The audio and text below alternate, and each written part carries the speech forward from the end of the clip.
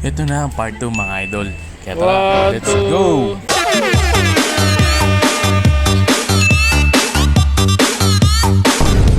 Ngayon mga idol, nandito kami sa Mirador Heritage. Dito sa Baguio mga idol, makikita mo yung Mirador Heritage, pinakamahabang footstep pataas. At nandito rin pala yung mga anak ko mga idol, yan. Sabay-sabay kami maglalakad niya papunta doon sa may hagdanan. Habang naglalakad kami mga idol yan, nakita namin yung uwak na yan. Palipad-lipad lang dyan. Ang dami nila dyan, siguro mga 3 sila dyan. At ito na nga idol, nandito na rin tayo. Yan yun, yung hagdanan na pataas. At dito medyo kaligat na kami umakyat mga idol. Kasi may mga kasamang bata, mahihirapan pag doon pa kami sa unang-una umakyat mga idol. Kaya dito na kami nagpasya sa gitna na lang. Yung mga anak ko parang walang kapagod-pagod oh. Tatakbo pa nila yan pataas. Kami hindi na namin kaya. Ganyan lang kami sa gitna mga idol.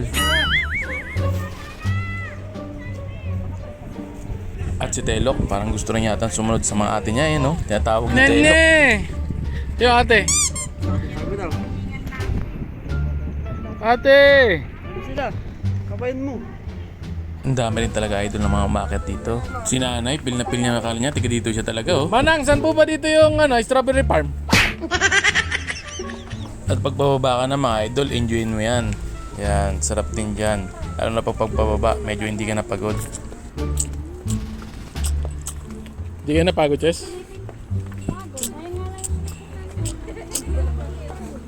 Telok! Hi ka daw. Hi. At yun na nga mga idol, medyo pababa na rin kami. At diretso na tayo dun sa Mines View. At dyan mga idol, ang dami rin talaga luluto dyan. Tsaka mga strawberry, ang dami rin talaga nila dyan. Mga pasalubong, pag gusto nyo, meron pa rin silang sundot kulangot dito. Tsaka lychee. At ito si Draven, di na nagpahuli mga idol. Nakakuha na agad ng laruan, you know. From the Baguio yan mga idol. Yan na nga mga idol, nandito na rin tayo sa Mines View Park. Isa rin yung sa mga pinupunta ng mga tao dito. Siyempre, hindi magpapahuli sila Miss dyan. Kaya picture na muna sila sa akin. Yan. 1, 2. Siyempre, mas maganda, mas marami. Kaya yan, sila Ate Jilin, picture na rin, tsaka si Tatay.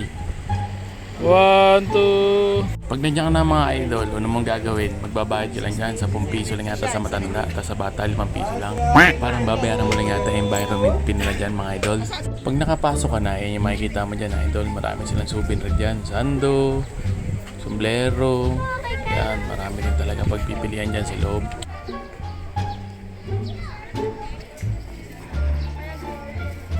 At dito sa bandang baba naman mga idol, marami rin titinda dyan, mga pagkain. Yan, may pusit, may mais, marami sila dyan mga idol. Kaya di ka talaga magutom dito kahit nasa loob ka na. At marami rin silang binibenta dito mga bonsai ng mga halaman mga idol. Yan, ang dami niyan dyan. Mura lang, sobra mga idol. Pag napasyal kayo, makakabili kayo dyan.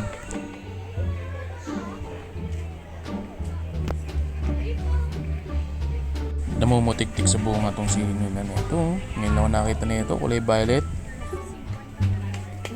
Ayun ang mga sili. Ito sili.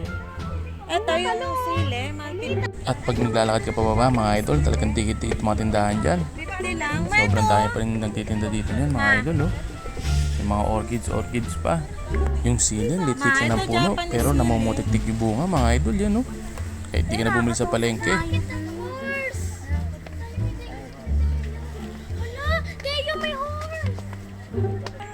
Diet ba o lemon? At dito hindi ko alam kung diet ba to o lemon mga idol. Hindi ka talaga magsasawang tumingin dito mga idol. Orchids Ang ba? gaganda ng mga tinda nila dito, lalo na yung mga halaman na yan. Tusok-tusok. At yan na nga mga idol, medyo malapit-lapit na tayo dito sa picturean dito. Yan, makikita mo yan dyan. Napakalamig na dito mga idol. Pag nandito kayo, mag-jacket talaga kayo dahil sobrang lamig. At dito sa mga kabahay na to, pwede ka din magpa-picture dyan mga idol. Babayad ka lang yata dyan. Tapos pag gusto mo magko-costume, meron din yan mga idol. Yan, ang ganda naman na itong kabahay na ito. Kulay pink yung buhok ko. Parang si Bini ah.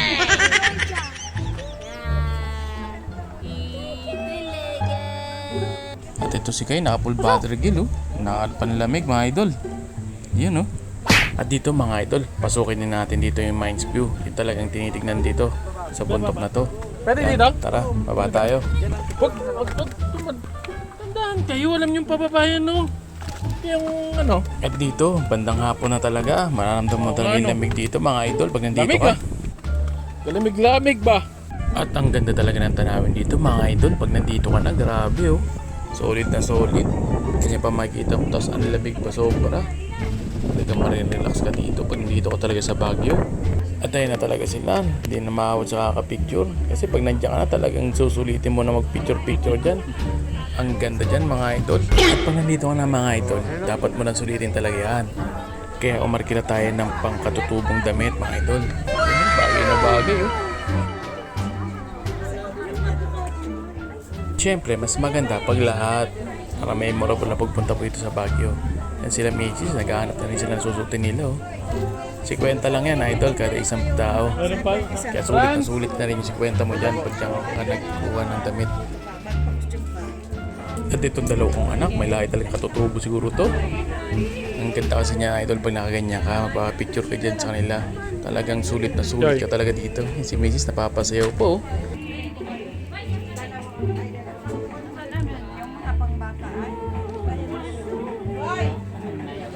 Magbabalagyan na ito, isa ulo. Isa ulo. Diyan, hawakan mo lang. Yan, yun na lang pink.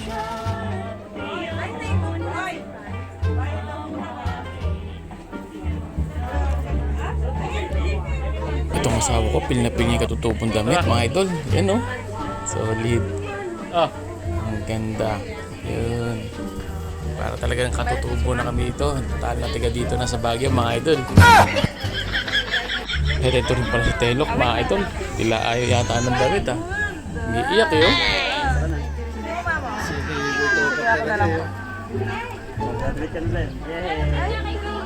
Ay, ang ganda. hey! Ang kulit ah. Yun na Chat rin na. si tatay mga idol. Oh. Hindi rin papahulian. At yun na nga mga idol. Lahat na rin. Meron rin mga damit. Kaya siyempre pag may mga damit na, kanya-kanyang picture na yan. Kaya tara, picture muna tayo mga idol.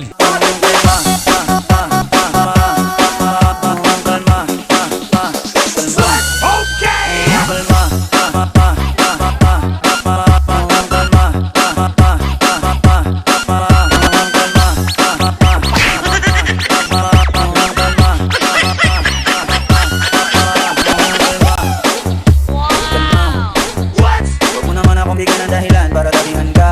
Kumalma, pwede ka ba kumalma? Huwag mo naman akong bigyan ng dahilan para tabihan ka. Tabihan ka, tabihan ka. Kalma.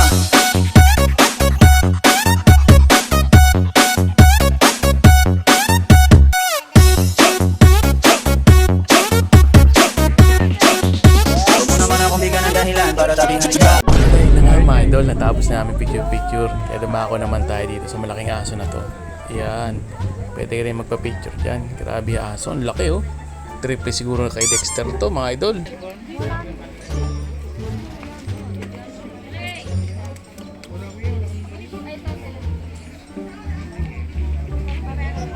Diyan mo, picture.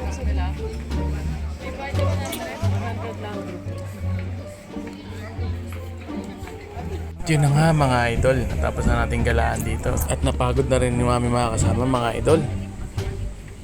Kaya abangan nyo yung part 3. Meron pa tayong pupuntahan.